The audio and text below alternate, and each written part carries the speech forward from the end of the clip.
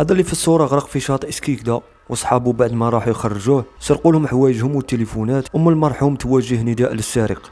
يهضر معاكم طفل خوه تاني ولا هنا يحكي معاكم. تفضل هضر اخويا تفضل. السلام عليكم خاوتي.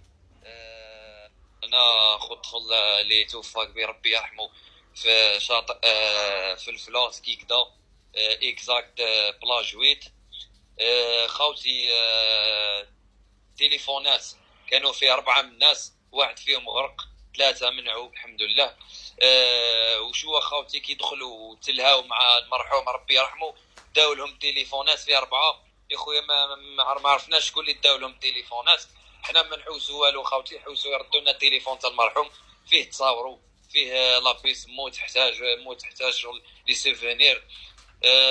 هذا ما كان خاوتي. وان شاء الله برك يلحق الميساج ويرجع التليفون اخويا. ان شاء الله يكون في حل هذا اللي دام يرجع لاش في حل خطره في عمره ويرد الامانه الماليه تاع واحد مات، باش يجبدوا تصاور يجبدوا سيفينير تاع ولدهم يجبدوا منا اموراتهم. ان شاء الله يكون راجل ويردوا يعيط ويرد لنا الامانه.